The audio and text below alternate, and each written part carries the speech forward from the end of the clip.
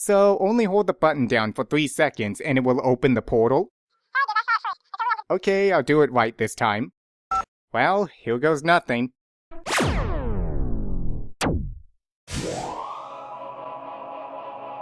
Hey, it worked. Whoa! Ow! Okay, what just happened? Hello, Silver Quill. I'm Blue Rave, and I would like to... Wait a minute. You're not Silver Quill. Of course not. I'm Shark. Aren't you supposed to be in the water? I'm not that kind of shark. Oh wait, I think I've heard of you. Is it true that you can clean up dirt and dust off of any surface? I'm not a vacuum cleaner either. Oh. Then what are you? Well, right now, I'm a pony that's about to hurt somebody that's in need of a haircut if he doesn't tell me why he brought me here.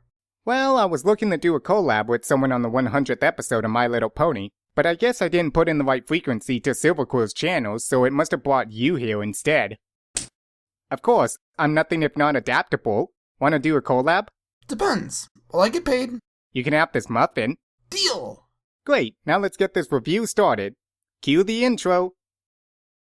Celestia, Colgate, Derpy, Dr. Who's, Discord, Spike, and Daring Do, Gilda, Trixie, Granny Smith, Snips and Snails, Snip, Sweet Twist, Featherweight, Coco, Pamel, Everypony, and Ponyville.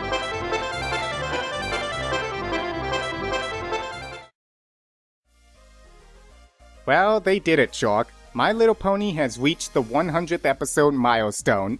And while it might be a little early to say this, I think that alone is something worth raving about. I agree, and while many other shows have reached this sort of milestone during their runtime, only some of them have had such a massive fandom as My Little Pony did at the time. So, would you like to be the first to start off this review? Sure, why not?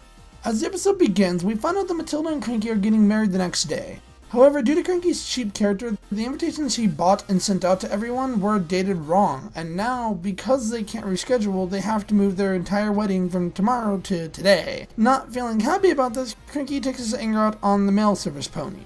You sent invitations to every pony in town with the wrong date. Muffin?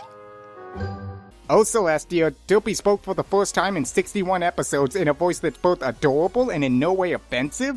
Excuse me, Shark. I will be right back.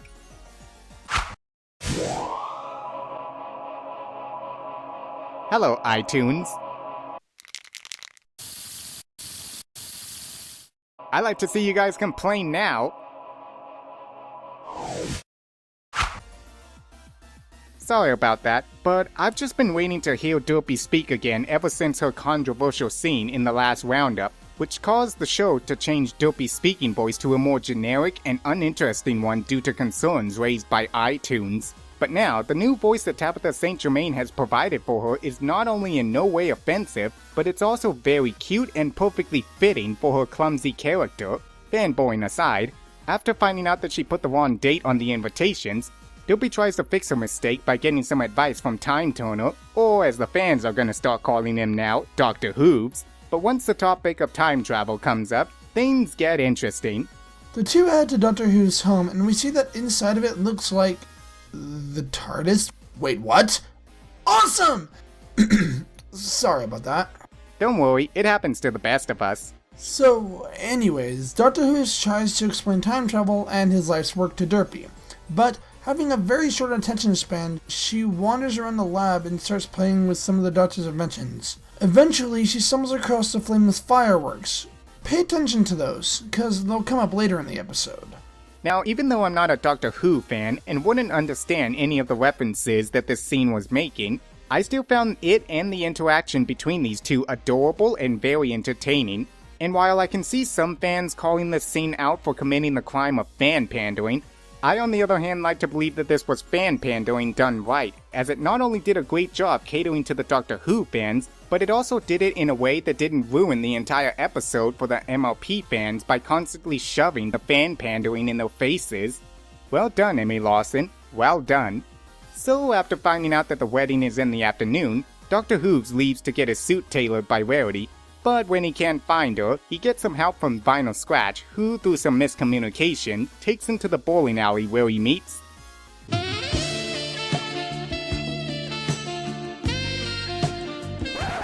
The heck was that, Blue Rave? Oh come on, when taken out of context, that's exactly what that scene looked like it was going for. Plus, when am I ever gonna get a chance to use that joke again? Anyways, while the Doctor helps Lebowski and his friends win a bowling game in exchange to get his suit tailored, everyone gathers outside, and we soon find out why Twilight and them are in the background and not the foreground of this episode.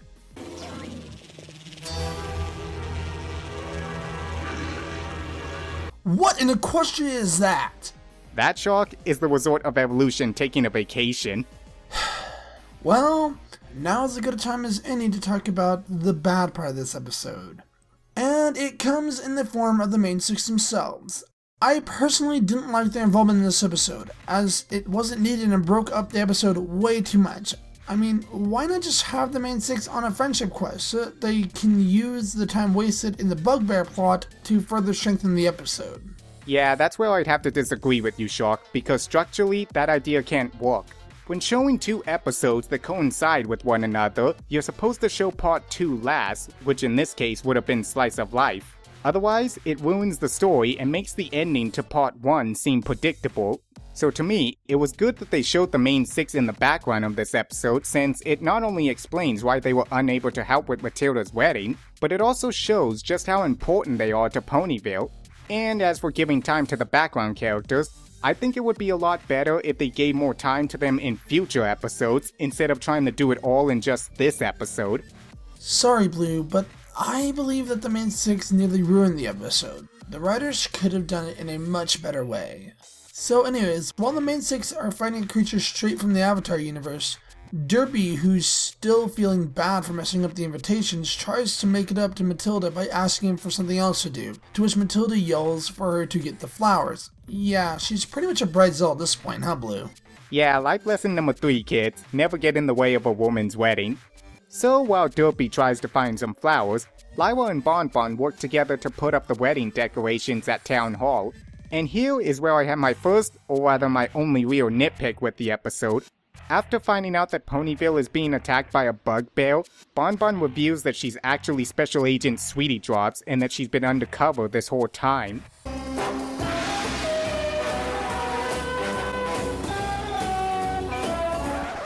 Hey, Shark.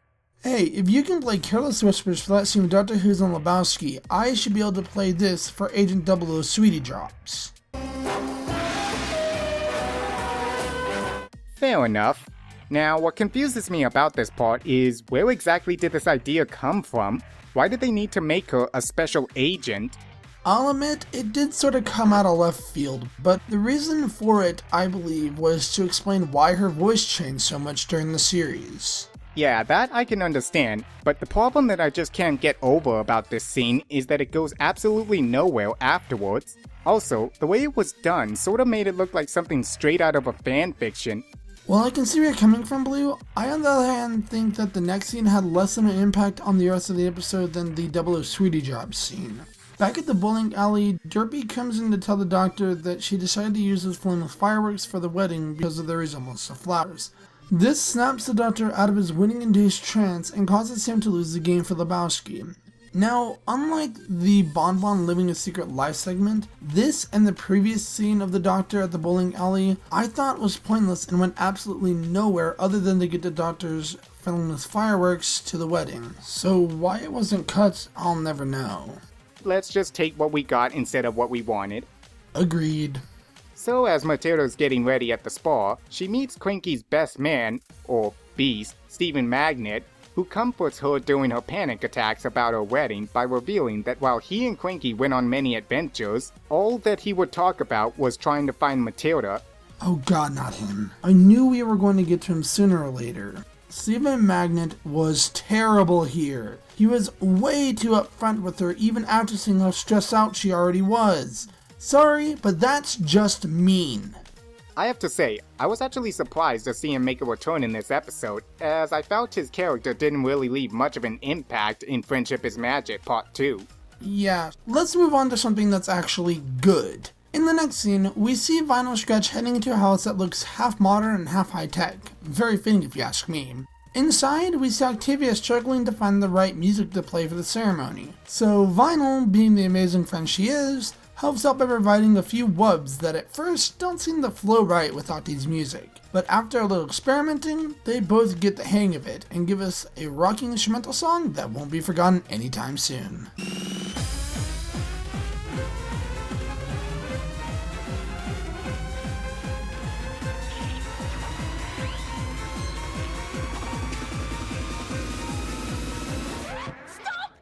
Now that's music, right, Blue Rave? Yeah, this was arguably one of the best scenes in the whole episode, as it was an epic clash of visuals, personalities, and musical symphonies.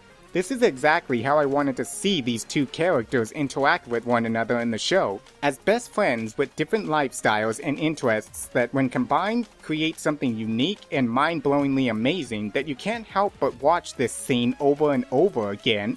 In addition to providing some music for the fandom to use in remakes, it also showed both ponies' personalities very well, with Octavia having a cool demeanor and Vinyl having a rave-like style. So yeah, I loved every second of this scene and won't be getting that song out of my head anytime soon.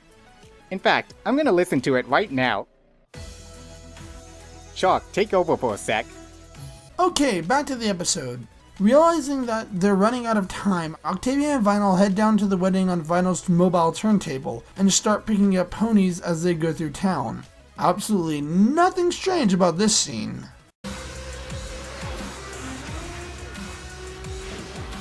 Blue, you might want to move. Huh? What did you say? You might want to... Oh, forget it. Speak up, Chalk. Who has a bad hair?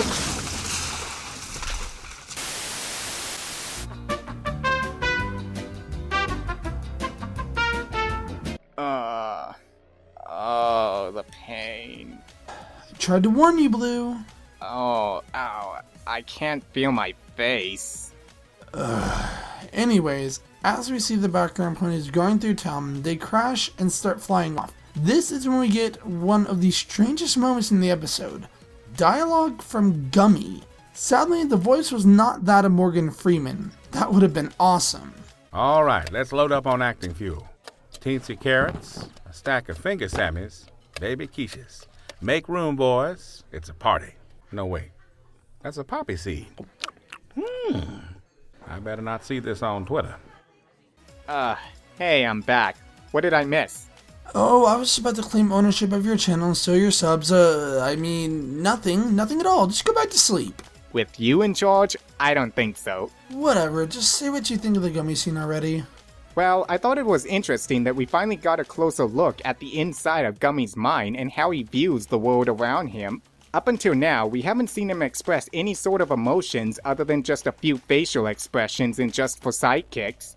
Our next scene is that of the wedding itself. As all the ponies sit down, the good Mayor marries the two off, ending the episode with a nice moral about not having to play a large role in order to be important. This scene was by far my favorite. Even ignoring the moral, we have some great comedic scenes like the Celestial Sisters acting like, sisters. But by far, the funniest scene was that of the mainstakes getting locked out of the wedding by Derpy, as it showed that we don't need the mainstakes in order to get a great moral. One thing that I liked about this scene was that it felt like Mayo wasn't talking to the characters, but to the fandom itself. Even though these characters don't play a big part in some of the episodes, they're still characters that the show greatly appreciates and values just as much as they do their main characters. Well, that's the episode. What are your final thoughts on it, Blue? I'll be honest, I was both excited but at the same time fearful of how split the fandom might become after watching this episode. Some might see it as the show reaching an all-time low because of the amount of fan pandering it does, while others might see it with a more deeper meaning and say everyone is just overreacting to another Alicorn Twilight situation. But after watching this episode a few more times, I soon realized that despite some fan pandering, this is a pretty harmless episode. And while Slice of Life didn't meet all of my expectations, it had a lot of funny and memorable moments in it that made the entire episode something worth raving about. I agree. One thing that everyone has to keep in mind is that this episode wasn't meant to be taken seriously. It was just the writers having fun and showing just how much they appreciate the fandom that My Little Pony has created. And despite rough bumps down the road, the show will always manage to deliver something amazing and worthwhile. Well, that was fun, Blue. Indeed it was. Well, that's all for today, folks. Thank you all for watching. I'm Blue Rave and he's Shark. Catch you later. And please remember to love and tolerate.